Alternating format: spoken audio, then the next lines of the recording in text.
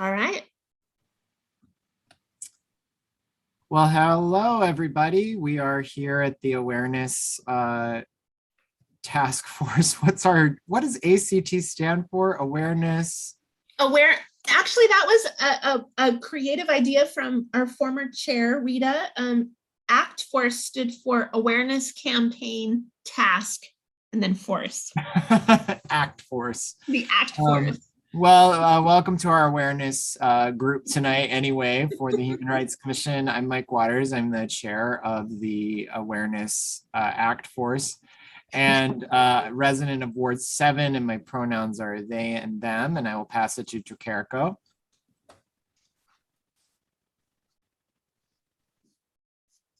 If they are there. I will pass it to Kathy while we wait to see if Tricarico is there. I'm Kathy Ostrom-Ponchen. My pronouns are she and her. I am a resident of South Salem, and I will pass it to Tricarico.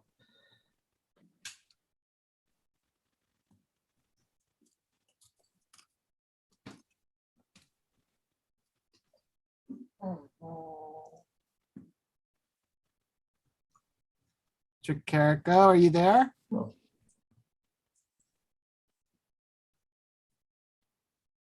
Looks like they unmuted. I don't know. Yeah, I saw their mute button come off, but maybe they're having a technical moment. I'm trying. Can you hear me? I hear you. Well, I can't hear you now. Something. Okay. See, it's weird because my little screen doesn't light up green now. I agree, Tricarico. You didn't light up for me either. Okay, well, I'm here. Hey, I'm lighting up. All right. There you are. Tricarico, I'm here. It's official. I'm a resident of Ward 2. My pronouns are they, them, and theirs. And I'm a commissioner. And I think everybody's introduced themselves. Gretchen, did you introduce yourself? Thank you. This is Gretchen, and I'm staff to the commission, and she, her pronouns. Thank you, everybody. Wonderful, thank you. Let's see, have some, do we have any public comment? How about minutes? Our September minutes were in your email. Did people get a chance to look at the minutes?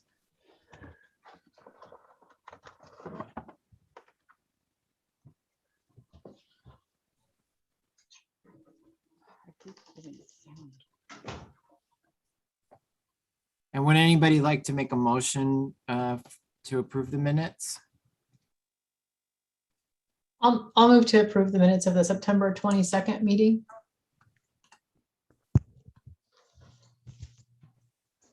Tricarico, do you have enough microphone to second that?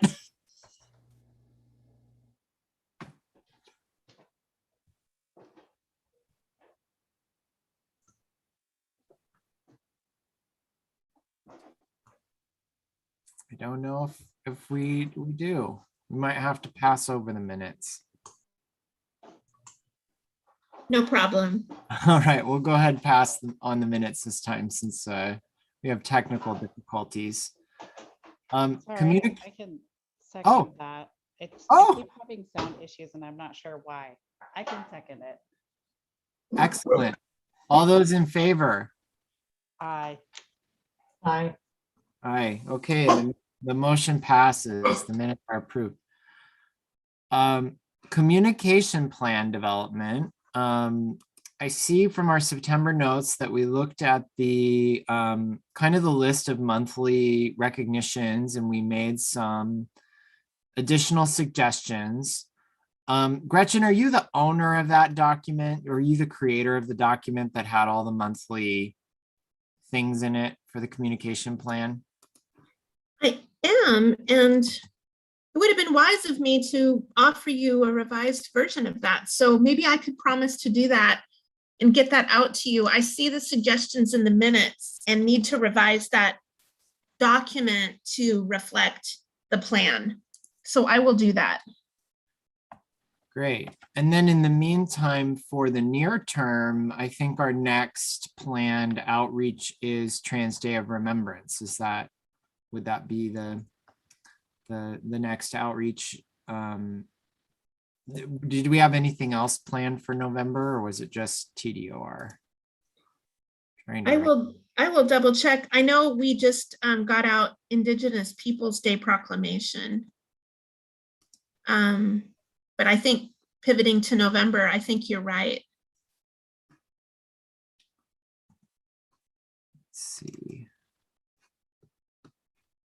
Where was that communication plan shared? Now I can't. I wasn't able to find a copy of it. I'm having the same problem at the moment. I'm looking through my folders and clearly I know I can find it and update it based on the notes and get that out to you. It's not jumping out at me in my email, in my folders at the moment myself. But I know it exists. We've seen it. It was in the email that you sent. And on 9/17, well, you sent it to me on 9/17, or did you send it to the whole group? It's probably hard to tell with the whole BCC strategy. Right. Well, I have it. I'll forward it to you, Gretchen, so it pops up at the top of your email. How about that? Well, thank you. And then I can turn around and forward it to everybody else. Great.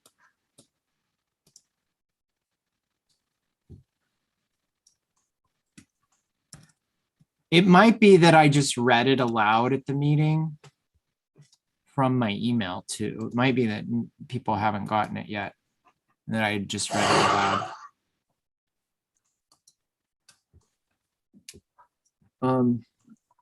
But in any case, we had some additions that we talked about last time, and then we know that our November outreach is Transgender Day of Remembrance, and it looks like we had one contemplated for December around Human Rights Day. What day is Human Rights Day? Do we know? We do. That's December 10th. So that might be a good outreach to do something general about the commission, I would imagine, or sort of a reminder that we're here to our audience. Yeah, in fact, that reminds me to notice that I'm not aware of any continued, in the past, there had been events and gatherings on this day in the past, and I haven't seen any. There was not one last year, and I don't believe is one this year. I've not seen any correspondence on that. And so I think you're right. I think it's a great general opportunity at the end of the year to share about the commission's work generally. We could almost do like a little bit of a year in review and talk about the equity asks. We could talk about the awareness, the survey that we did. We could talk about kind of what LGBTQ is up to. We could talk about the Equity Lens work group. You know, we could kind of list out, these are some of the things that were worked on this year. And maybe those people on the list, you could even include like a link, since you have open spots, right? Commission. So you could include a link for people to join up on the commission. Yeah. Be kind of a cool, yeah, it would be kind of a cool summary of the year. Wouldn't have to be long, but just I don't know. What do you think, Gretchen? You look puzzled. No, I was actually trying to think about if I should volunteer to jump in and write that, or if I'd be stepping on your toes. That was my puzzlement, because I thought, yeah, I think that's brilliant. And it would actually really help communicate about the work that we're doing, invite people to participate. I like the cadence of the rhythm of the year with it. And you're right, there's several things we can talk about. I was remembering we also began the year in January with those little come and meet the commission. That's right. Lunch, what do we call them? Brown bag lunches, but they were virtual. Yeah. So I think there's a lot of fun things to talk about, but I can really see that and imagine it. And if you like, I can draft something, but if you'd like to, feel free. given my my changeover I've got going on in my world with my job, I'd love it if you if you Sure. took a stab at it. Yeah. Probably though by December I'll have a little bit more time that I could look at it. Just the next few weeks are kind of nutty. But yeah, okay. What thoughts from Kathy and Tricarico? Do you like that approach for November and December outreach? Yeah, I think it sounds like a great idea. Sounds good to me too. And actually, since December 10th is a long time away, what I could do is write up a little piece, and then that could be part of the November agenda for all of you to give feedback on, because we have plenty of time, because we wouldn't actually release it until December. So that actually works nicely. Speaking of that November agenda, we're going to have the same issue in this group that we had with our LGBTQIA group with the timing. Do we want to do a doodle poll and have a different meeting time in November, or are we for this group?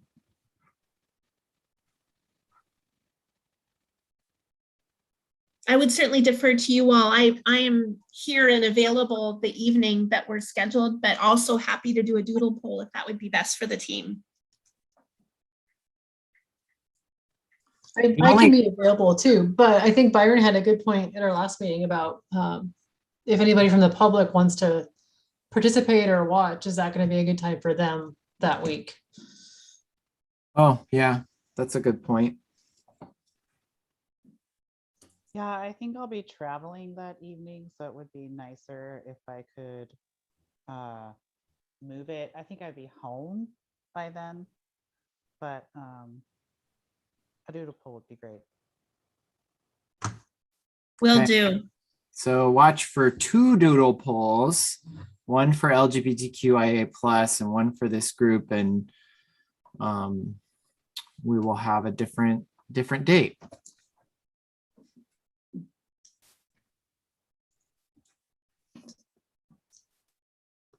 So in November, we'll have sort of an updated look at the communication plan, the annual communication plan with some of the additions we talked about last time. And we'll talk about this December year-end kind of communication. Anything else we want to discuss in the area of communication plan development?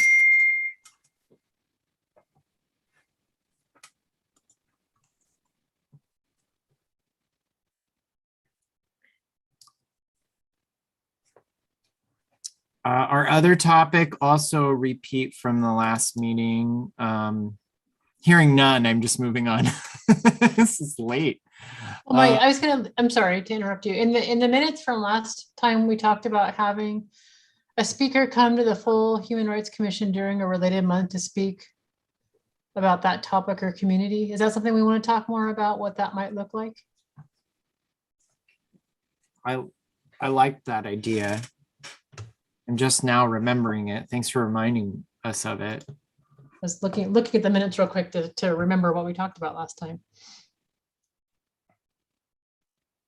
I think that's a good idea too, if there's somebody who would be willing to come and share with the full group.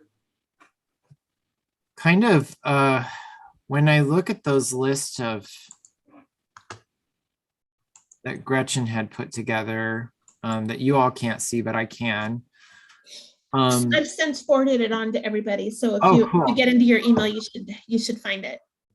You know, January and February are MLK in January and Black History Month in February. And it does seem like that would lend itself to having a speaker from the Black community come to the commission to either the January or February meetings or both. That seems like it would be a really good fit for the commission. Yeah, we could possibly talk to the NAACP. I know that they are planning an MLK Day event, so it might be worth partnering with them on that, and then having them come talk about what the NAACP does and maybe how we can support them and vice versa. yeah, to raise exposure and awareness within the commission of that group and resources, what they do. I love that. Sounds good. I can circle to our chair and vice chair and just confirm the concept, or actually at the November meeting, you'd be providing an update. That could be a part of the update. And I guess that would be a natural place to confirm it. And then we can go from there. Yeah. Yeah, I'd be happy to do that in our awareness update, just to say that one idea we had as we looked at the communication plan, which has different communities represented and different events, that we would sometimes tie our commission meeting to that. Yeah, happy to do that.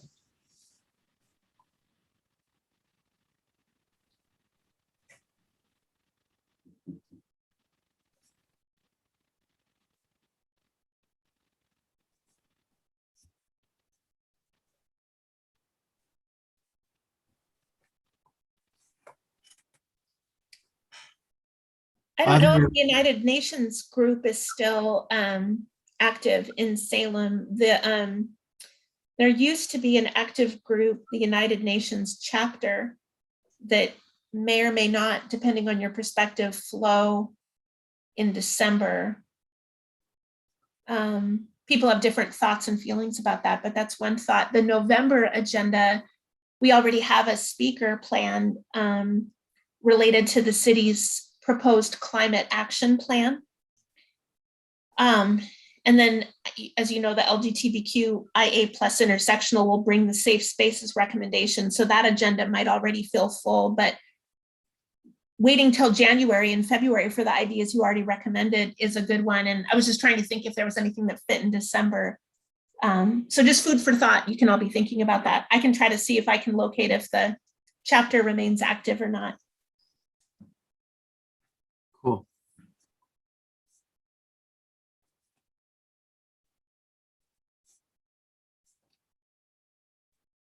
I bring up the United Nations because that was the origin of the December 10th observance. The human rights. It was it was the United Nations recognition is where that was born from.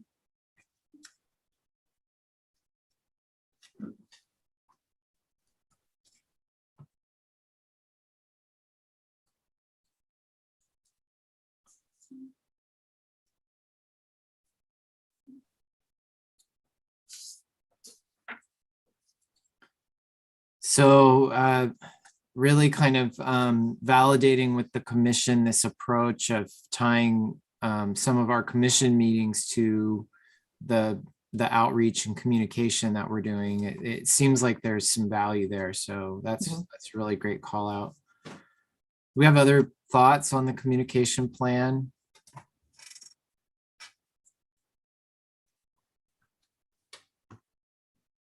Well, Gretchen, the only other thought that I have is I think that we're primarily thinking of this as populating our email, right? Like, because we have that email list and we're thinking about, roughly once a month, that touch point.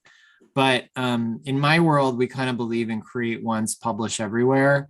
And I wonder about whether we could get some of these topics out on social for the city. If we have a corresponding email about it, it seems like it would be kind of simple to take that and trim it down to a social post. What do you think about that? Yep, I don't disagree. And I think some of the things in particular will flow pretty easily. I'll circle back around with the communications folks at the city and see how to make more of a workflow for that. Cool.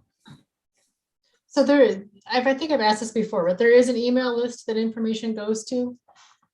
There is. We have oh, go ahead. I'm sorry. Is it possible for commissioners to be on that so we can see what's being communicated? It is. I can add you. Let me make a note. Oh yeah, we should all be on that. Are we not? I guess not, because Kathy hasn't gotten.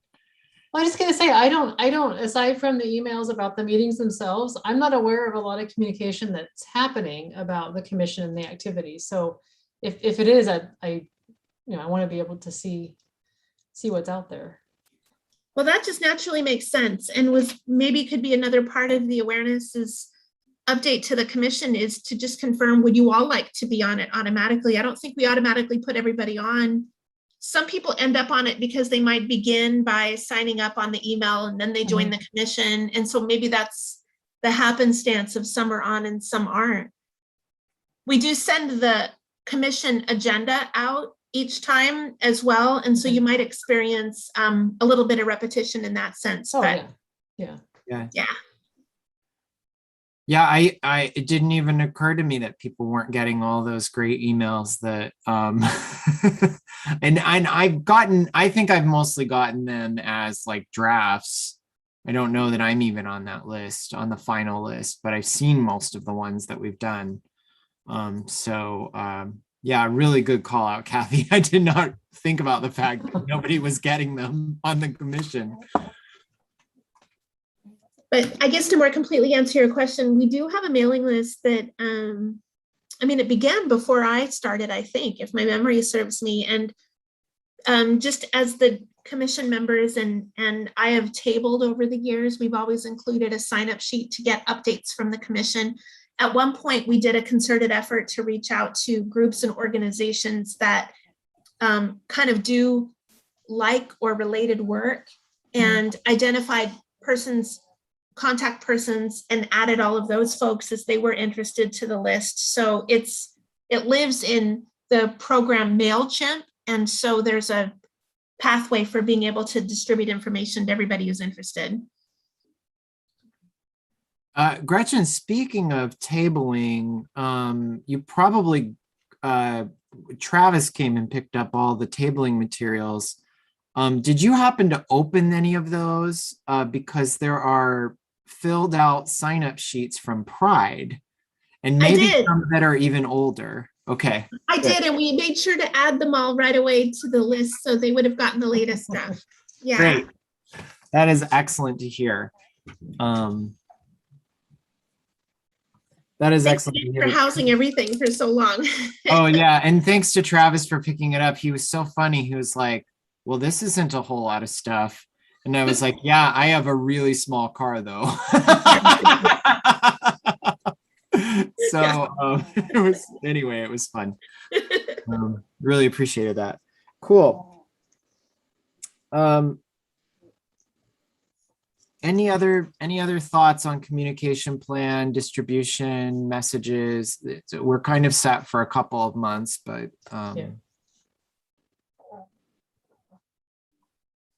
then our other topic was our continued discussion on unsheltered outreach.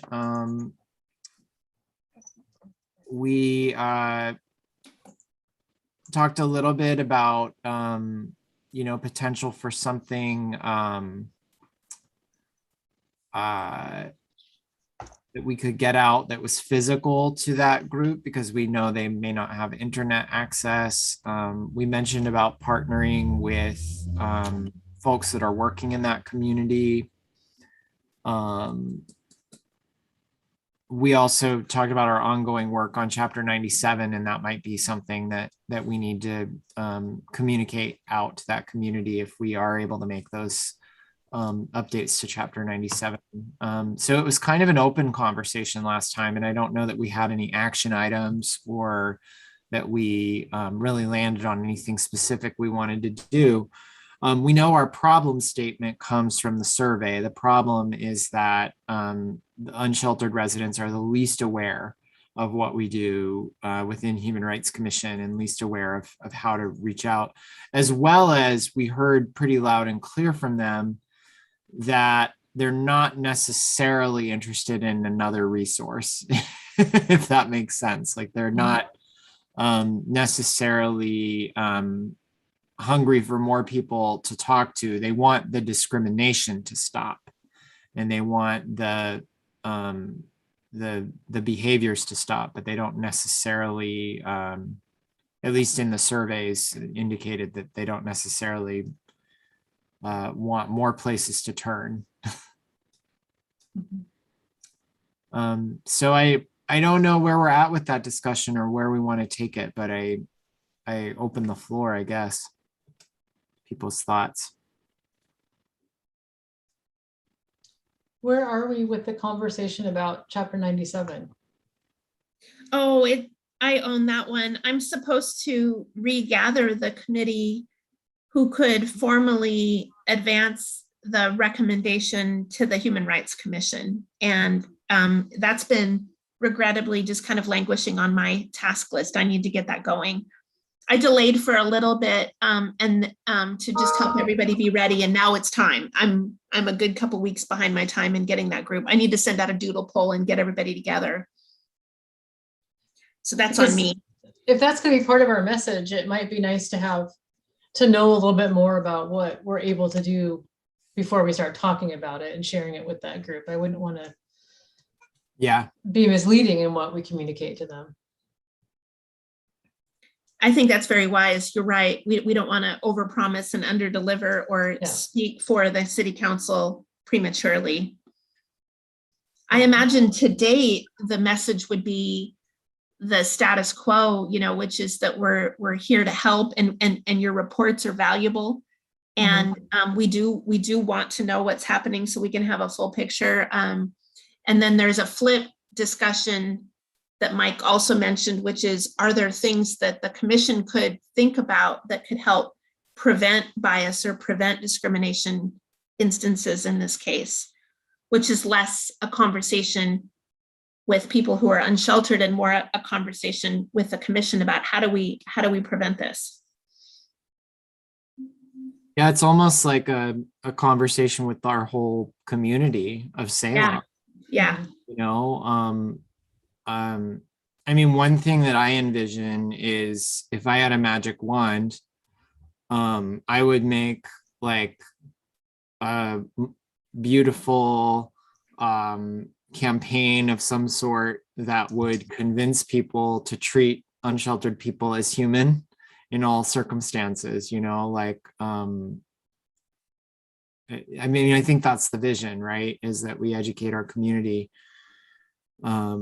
so that we can prevent violence. But there is this piece that they keep coming back to around how, don't just give me another resource. And so maybe our work is with the greater community. Maybe our work is not directly with the unsheltered community. There are plenty of organizations that are working to make things better for the unsheltered community that have better resources than what HRC can provide. But if we can be advocates for the unsheltered community and we can speak to the rest of the community about how we think that people who are unsheltered in Salem should be treated with dignity and respect at all times, maybe there's something there. I don't know. It seems a little fluffy what I'm saying, but it's just that's just where my brain goes when I think about this conundrum. There could be an opportunity to expand the dialogue with people who work in the field to help identify some opportunities. My mind turns to one person whose observations ring true with my work with the city and this population, which is the community sometimes struggles with having an image in their mind of who they think typifies the unsheltered community, but it's as diverse and varied as the rest of us, and then from that assumption of a profile, a lot of things follow, Another challenge is just avoiding quote unquote preaching to the choir, but actually reaching people who would propagate bias, people who might attend conversations or participate in meetings to explore or read materials might be generally not the profile of the people who might, be, driving in and hollering at people who are at the encampments, and so how do you reach the people who might most likely to be suspects of perpetrating violence? That's one of the challenges with it too. Yeah. I can easily, I already have wonderful opportunities to connect with people who work with the field. Like it's easy for me, and sometimes naturally it comes out where I can explain to people the resource of the commission. People who the people who conduct outreach out in the field in working with people and people who manage shelters, it's easy for me to communicate about the resource of the Human Rights Commission. And here and there I have, as it's come up in the conversation. I'm also part of an application called Basecamp, which has over 100 people who work in the field to help provide information and resources to people who are unsheltered, and I can post messages there.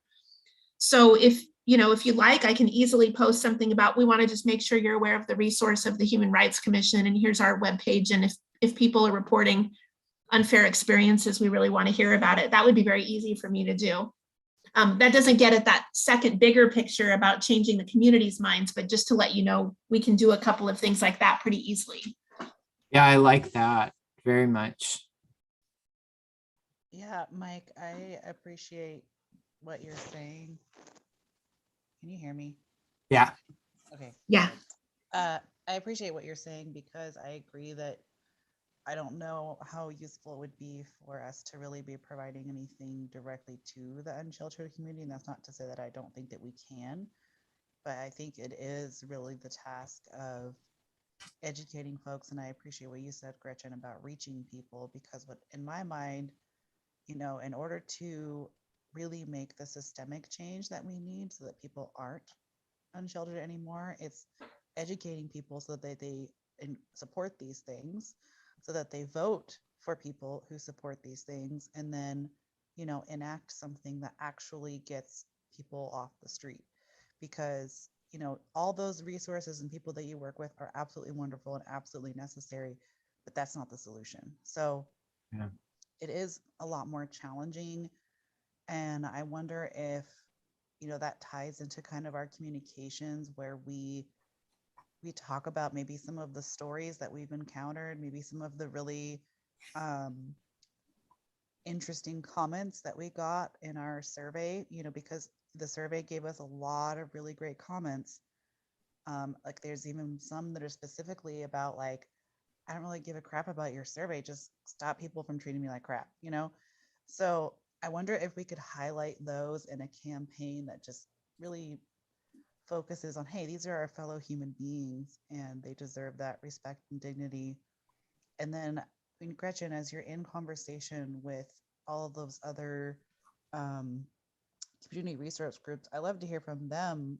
What are their ideas about, how do we really change the hearts and minds of the people who are, calling you and telling you that they don't want this in their backyard? Because I know that's a huge thing. And I caught the tail end of that conversation before we went live of how challenging it is to convince community members that we do need to provide resources and housing, even if it's temporary. So people who've been in that field probably have some thoughts and ideas about that. And I'd love to know what that is and how we could support that as a commission.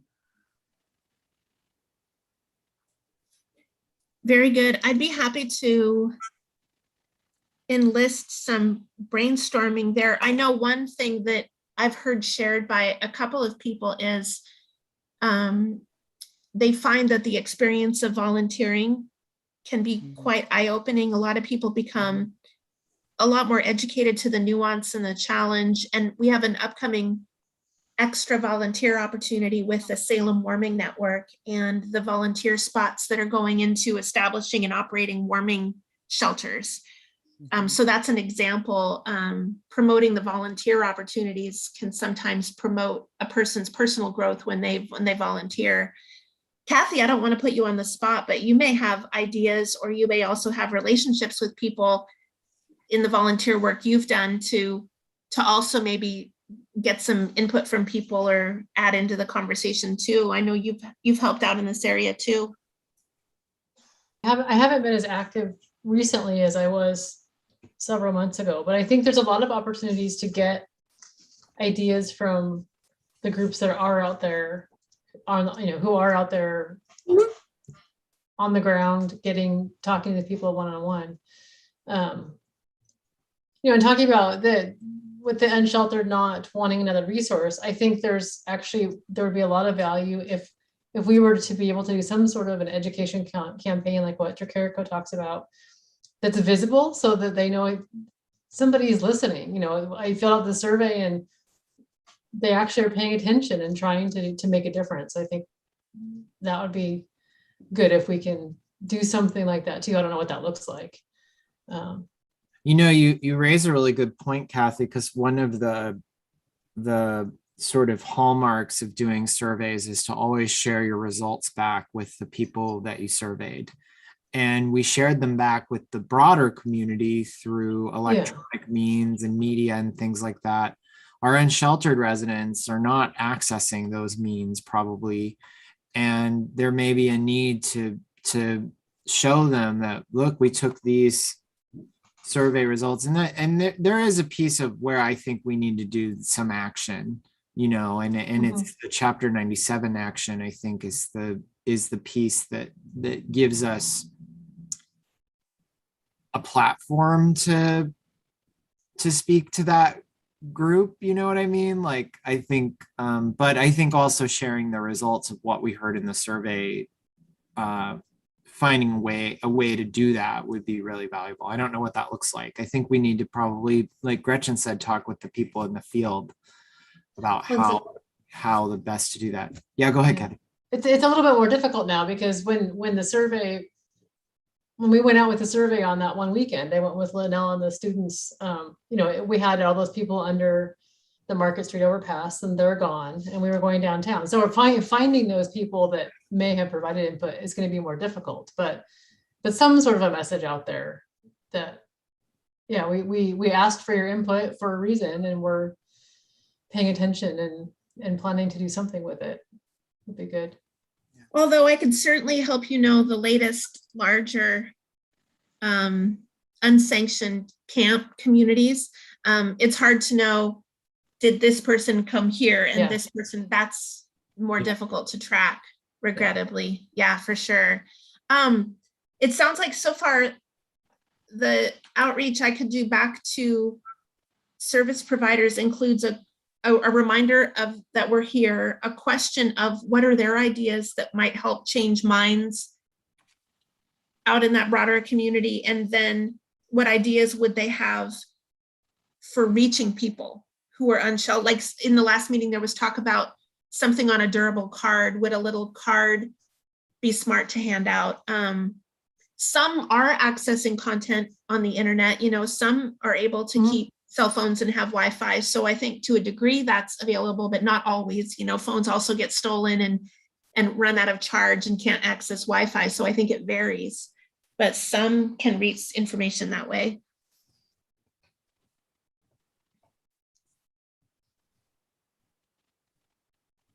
But I'm in a couple of gatherings over the next couple of weeks with folks where I could ask those questions and then report back pretty easily. You know, you mentioned volunteer opportunities, and I know each group kind of has their own way of signing up. Like Arches has a page where you can go sign up, and Church at the Park has a page. But having some sort of bigger communication that there are these opportunities out there for anybody who might be interested, because I think if people don't follow those groups on social media, they're not even going to know that they're out there. Yeah, the city's planning something like that as we head into the quote unquote giving season. There's going to be opportunities for volunteering and also opportunities for giving. And we're going to be sharing those coming up here, I think in November. I think the team has been gathering that information. So that could be a good opportunity. We've also got a web page already on the site that invites people to see how they can help. And we try to pull all of that together into one page from the different organizations that we've built as well. Okay.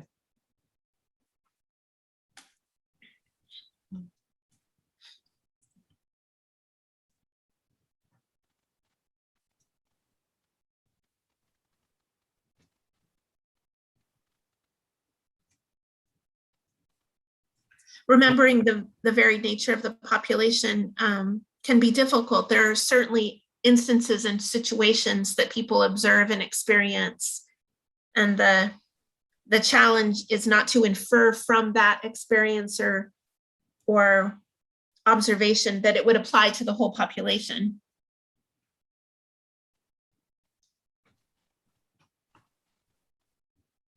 I went to a training last night, I think it was last night, offered by Church at the Park for prospective volunteers who might want to volunteer for their warming shelter. And there was just really good content, whether you want to volunteer or not, about trauma-informed care and how to, recognize people for human beings, not for, oh, there's this homeless person, but no, this is actually a person that I can have a conversation with. And somehow turning that into something that's a little more accessible to the general public. You might want to think about having some sort of a campaign. I don't know what our ability is as the resource commissioner or task force to really put a lot of information out there. Do we have to go through the city channels to do that? Yeah, we don't have channels independent of the city. So yeah, ultimately everything flows up through the city. But in this case, this is an issue that's been identified by the city as a real priority, and the city council is very interested in this area. And so we've been building out pages on the city's webpage and doing some pieces that I think are probably complementary to what we're talking about. I'll have to look more closely at the city's webpage to see what's already there. I have some work to do on editing some of the content. I just recently received some suggestions to change some of the content that I need to sift through in more detail and offer some edits to the city about.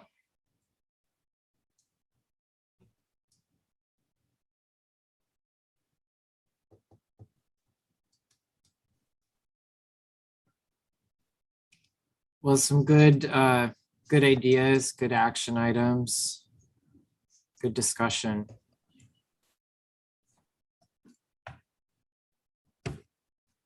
And I think we'll just want to keep talking about this for a little bit until we kind of figure out what we want to do, both for that community and for the broader community at large.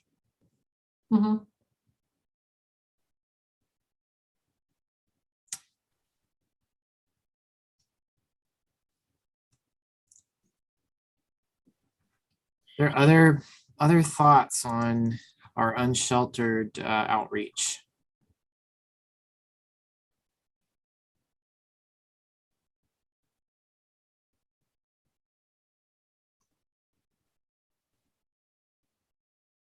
I see you both thinking. I'm looking at the minutes from last time to see if that's prompting anything. I was just thinking about some of the conversations that that involve bridging, and just some of those experiences where you might begin a conversation with a person who's had a really negative experience or who is face to face with some really difficult stuff, who might be inferring from that a broader perspective or drawing some conclusions, and just the architecture of that conversation where you're hearing the person and recognizing the difficulty of that and maybe the inappropriate nature of that experience. Like maybe they're dealing with garbage and human feces on a regular basis in front of their house. Like that might be an example. And so you can appreciate that that's not pleasant and no one would want that experience. And then in the conversation, trying to address and mitigate that very real issue. And what can be said in a discussion like that after a person is heard and their need is responded to try to assist with helping, as opposed to maybe cementing the beginning of or the affirmation of a growing bias that a person might have, if that makes any sense. It's an interesting architecture to a conversation, and sometimes the topic can be quite polarizing. And so contributing through our words and how we approach conversations to help it not be polarizing and help that kind of common sense space. People are human, and we can appreciate that some of the challenges are not pleasant, of course. I don't know. It's interesting. It's something I experience with some high frequency, because I receive a lot of phone calls and take a lot of input, and just thinking about some of those discussions and if there's ways that this team could help with language or suggestions or research around the architecture of those kinds of discussions, you know?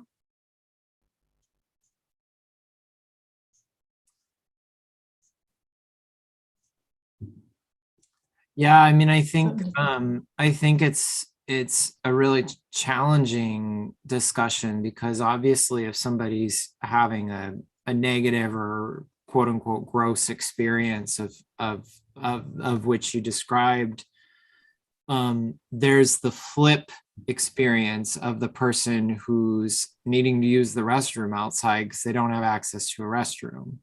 There's the flip experience of the unsheltered person. And as unpleasant as some of those things are, how do you,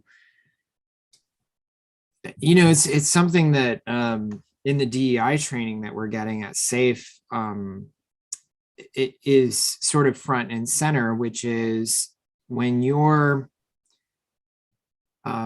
emotional tone is raised and your hackles are raised over something, how do you calm yourself down enough to be able to see the other person's perspective?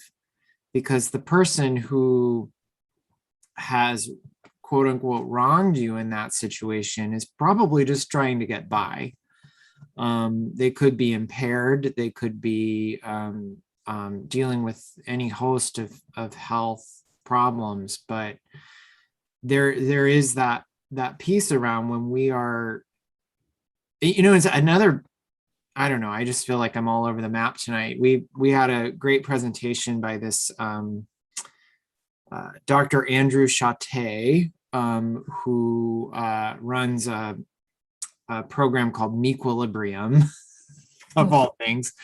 And it's a program that we use at SAFE. It's actually an app that's the mental health app. And he speaks about anger. And in this presentation that we had yesterday, he was speaking about anger, and he was saying that anger is really, usually the genesis of anger is that you feel wronged or that an injustice has been done to you. Well, if you have somebody who's dealing with an issue and they're very angry and they feel that an injustice has been done to them, the best thing in the world is if they recognize that that's what they're feeling, and they recognize that the genesis of it is them feeling injustice toward themselves, and then they're able to calm themselves down enough to be able to see the situation from a little bit more neutral lens, which is that in that case of the feces, no injustice was done to you. It wasn't done to you. It wasn't purposeful. It wasn't like the person woke up that day and said, well, I really want, I mean, maybe they did. There's cases of that, but in most cases, the person didn't wake up that day and say, hey, I want to really ruin this person's day by whatever it is I'm doing. So I don't know, there's a lot of, I don't know that anybody's come up with a great way to architect these conversations, because I think there's like a whole component to calming yourself down and calming down your emotions so that you can look at it more neutrally and realize that the person that you feel has done an injustice to you is just a human, another human, who may or may not have intended to do injustice. And I don't know. I feel like I'm rambling. It might just be getting to the end of the meeting. Well, I'm appreciating it, and I might be misunderstanding what you're saying, but for example, I do feel that just in my experience in conversations I've had with folks, like let's say you're a shop owner that needs to come in an extra hour early every day and clean feces and garbage from your store before you get started. That absolutely can feel like an injustice. You're having to spend your personal time and your money, and it's not a pleasant task. And there are certainly a lot of places that have that as part of their daily diet. And so I think a person could easily feel, not that it's directed personally at them, but just the exhaustion of, why is this my experience every day? I wanted to operate a business or live with that being a random or rare experience and not a daily experience. Like, and so you can you can appreciate the injustice of how that person would feel, that, gosh, that doesn't feel fair. That's not what you imagined when you opened this business. And then that, from that empathy and place of recognition that that's a crummy experience, that might be a place to then progress to greater understanding of the whys and the, I think your point's well taken. Yeah, I mean, I think that's the hard thing. Like, it's a very hard thing, what you described, that somebody is dealing with every single day. And the solution to that thing, so often our reaction is one of anger, which means you need to make that person stop. Yeah. And instead of you need to make that person stop, if the reaction could be, I want to solve this problem so that it quits happening. And that solving of that problem could be figuring out how to contribute toward an overall solution for the unsheltered. I think it's just a little bit of a mindset change that we often jump to our, I'm just going to say it because it's late, our perverted sense of justice in this country. We often jump to that and we think that that's going to solve everything. We think that justice is going to solve drugs. We think that justice is going to solve unsheltered. We think that justice is going to, this system that we've built that we think is so brilliant, and it really solves nothing. It just perpetuates the same ills over and over and over again. So I just feel, I feel a bit at a loss for how do we tamp down the anger response so that the response can be toward a solution rather than throwing more justice at the problem. Our police are I agree with the police who say they're overworked. They're doing too much. We need other things. Yeah, it's late. I think there's a lot in there to unpack as we think about how to contribute. I think Tricarico was talking. I'm sorry. No, you're fine. I'm right there with you, Mike. That's a whole can of worms. I would say everyone needs to go to therapy, and understand that's like what you're talking about, why they're angry, why they're upset. That's kind of the root of this, is being able to identify those emotions.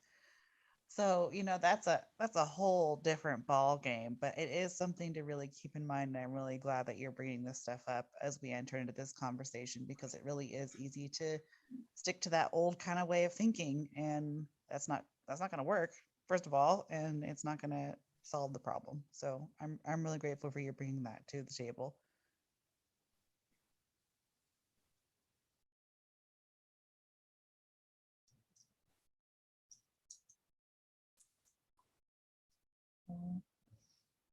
Well, thank you.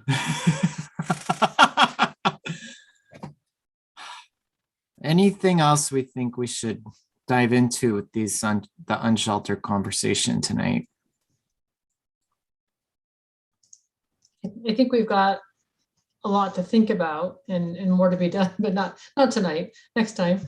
Next time. That sounds about right. Do we have any member remarks or announcements?